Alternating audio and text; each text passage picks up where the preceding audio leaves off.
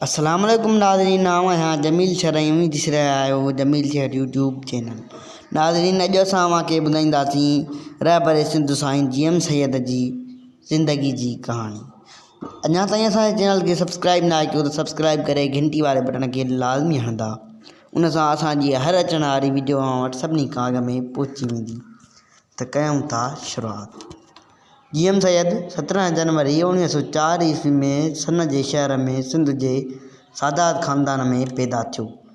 सैयद नंढपण में हुयो जॾहिं हिन जे वालिद सैयद महमद शाह काज़मी 1 नवंबर 1905 ते ख़ानदान जहिड़े सबब मारिजी वियो।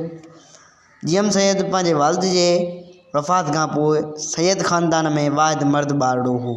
तंहिं करे 1906 में बरतानवी हुकूमत पंहिंजे ख़ानदानी हुकूमत खे पंहिंजी तहवील में वरितो ऐं हिन जे ख़ानदान खे वार्ड जी कोर्ट तरफ़ां महीने जी पेंशन ॾिनी वई।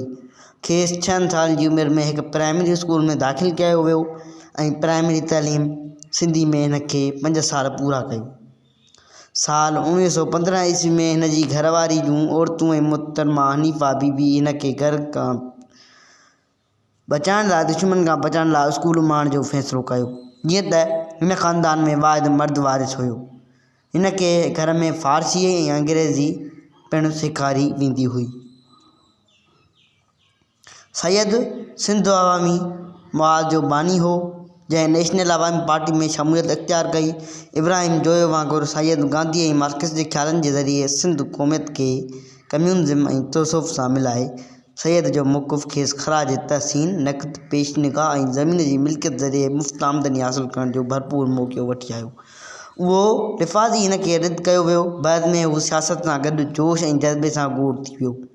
सियासी तौर ते हिन पैन इस्लामिस्ट खां इंडियन क़ौम परस्त ऐं पोइ पाकिस्तानी क़ौम परस्त अर्तगाह सफ़र कयो। मुस्लिम लीग में शमूलियत इख़्तियार कयई ऐं सिंधी क़ौम परस्त हुजण सां ई ख़तमु थी चुको आहे। सैयद जीए सिंध तहरीक जो महमार हुयो, जंहिंजो मक़सदु सिंधु देश खे हासिलु करणु हो। एम सैयद 60 खां वधीक किताब लिखिया। सियासत, मज़हब, सक़ाफ़त, अदब। मशहूरु शाइर शाह अब्दुल लतीफ़ भिटाई जे मज़मूननि बाबति सियासी फ़िक्र, अदबी शख़्सियत ऐं सूफ़ियाती तौर ते हिन ॾहाकनि खां अॻु ऐं विराए सियासत मैदान ते हावी थिया, तॾहिं त हू 30 सालनि ताईं जेल में रहियो। 19 जनवरी 1992 ते सैयद खे घर में नज़रबंदि कयो वियो। संस घर खे सब जेल करार ॾिनो वियो। हिन 25 अप्रैल 1995 ईस्वी ते वफ़ात कई। नाज़रीन, हीअ हुई एम सैयद जी कहानी। अगरि तव्हांखे असांजो हीउ वीडियो पसंदि आयो आहे त असांजे चैनल खे सब्सक्राइब करे घंटी वारे बटन खे लाज़मी हणंदा। वॾी